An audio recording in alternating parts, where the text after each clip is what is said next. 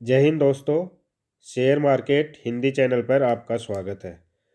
दोस्तों, मैं देख रहा हूँ कि मार्केट में डे बाय डे बहुत से नए डीमैट अकाउंट खुल रहे हैं और नए इन्वेस्टर जुड़ रहे हैं। तो मैंने ये पाया कि नए इन्वेस्टर को सामान्यतः शेयर मार्केट के बेसिक्स की जानकारी नहीं होती है और वो इधर उधर से सुन कर के जल्दी पैसा कमाने के चक्कर में अपना मूलधन भी खो देते हैं। तो ये सोच के ही मैंने share market basic for beginners करके एक सीरीज़ शुरू की है। आज ये पार्ट 1 है और धीरे धीरे मैं इसके और भी पार्ट बनाऊंगा जब तक कि बेसिक्स नए इन्वेस्टर्स के क्लियर नहीं कर दूं। तो आइए मैं आपको इससे रिलेटेड कुछ डाटा दिखाता हूं। आप देख रहे होंगे कि ये 2021 में हमारे देश की कुल पॉपुलेशन का डेटा है जो कि 140 करोड़ है।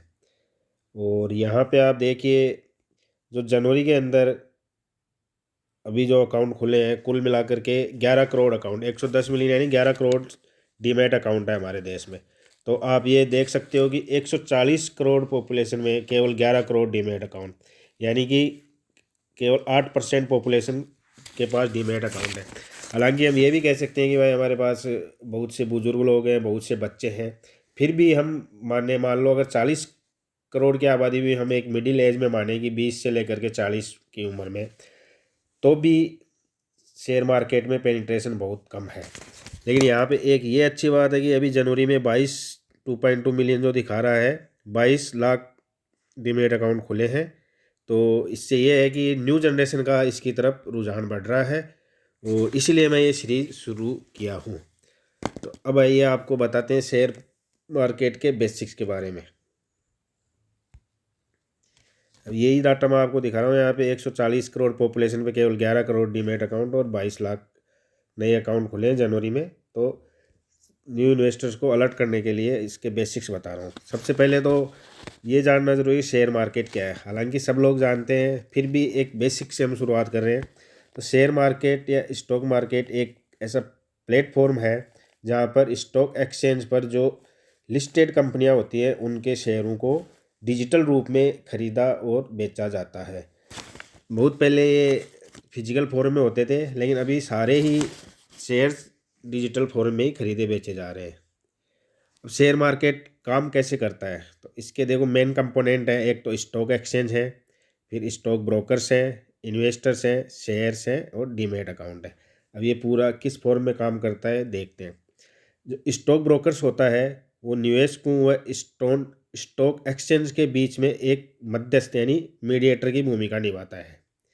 निवेशक अपने जो स्टॉक खरीदने होते हैं उसके लिए वह स्टॉक ब्रोकर को शेयर खरीदने का व बेचने के ऑर्डर देते हैं। फिर स्टॉक ब्रोकर जो होता है निवेशकों के ऑर्डर को स्टॉक एक्सचेंज को भेजता है।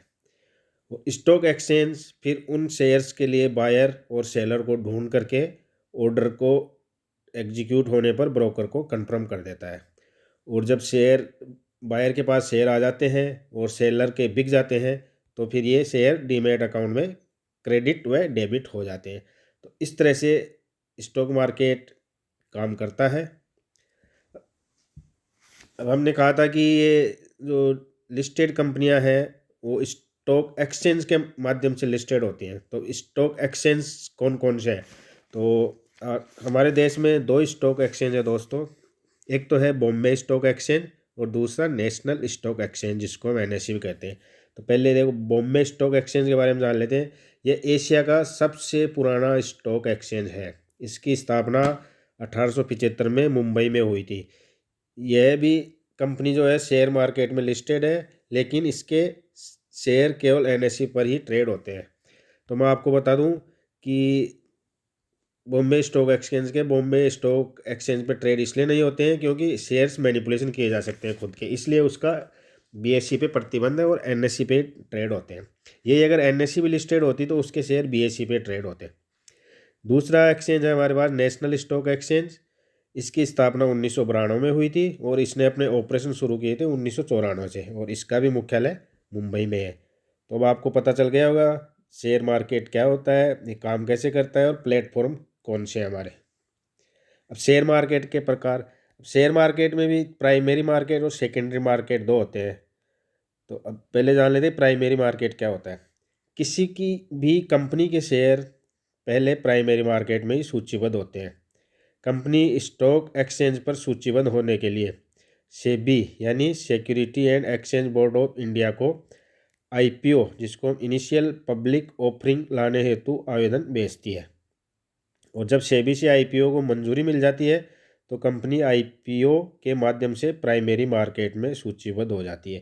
कहने का मतलब ये है कि प्राइमरी मार्केट वो होता है जहाँ पे कंपनी पहली बार आईपीओ के माध्यम से अपने शेयर लिस्टेड करवाती है। अब आईपीओ क्या होता है, वैसे तो मैंने बता दिया, फिर भी इसका मैंने अलग से लिखा आपके लिए। आईपीओ का मतलब होता है किसी कंपनी द्वारा पहली बार स्टॉक एक्सचेंज पर सूचीबद्ध होकर सार्वजनिक रूप से निवेशकों को अपने शेयर जारी करना। दूसरा, अब सेकेंडरी मार्केट। प्राइमरी मार्केट में तो आईपीओ के माध्यम से पहली बार लिस्ट होगा, उसके बाद आता है सेकेंडरी मार्केट। प्राइमरी मार्केट में कंपनी केवल आईपीओ के माध्यम से सूचीबद्ध होती है, उसके बाद कंपनी के शेयरों की जो भी खरीद और बिक्री होगी वह केवल सेकेंडरी मार्केट में होती है। तो अब आपको प्राइमरी मार्केट और सेकेंडरी मार्केट का अंतर समझ में आ गया होगा। प्राइमरी मार्केट मतलब आईपीओ के माध्यम से कंपनी का शेयर मार्केट में अपने शेयरों को लिस्ट करवाना। और सेकेंडरी मार्केट आईपीओ के बाद में जितनी भी, एक बार आईपीओ आ गया तो जो भी कंपनियां लिस्टेड है उन सबके शेयर सेकेंडरी मार्केट में ही ट्रेड होते हैं। अब शेयर्स क्या होता है? शेयर का मतलब होता है हिस्सेदारी। जब निवेशक स्टॉक एक्सचेंज पर सूचीबद्ध किसी कंपनी के शेयर को खरीदते हैं तो वे उस कंपनी के हिस्सेदार बन जाते हैं। तो अब आपको समझ में आ गया होगा, हम वो ऐसे शेयर का साधारण भाषा में भी हिस्सेदारी होता है, और हम किसी कंपनी का शेयर खरीद लेते हैं तो हम उसके पार्टनर बन जाते हैं। आज के लिए इतना ही दोस्तों। वीडियो अच्छा लगा हो तो इसको ज़रूर लाइक और सब्सक्राइब कर देना, और ऑल नोटिफिकेशन को भी सब्सक्राइब कर देना। धन्यवाद।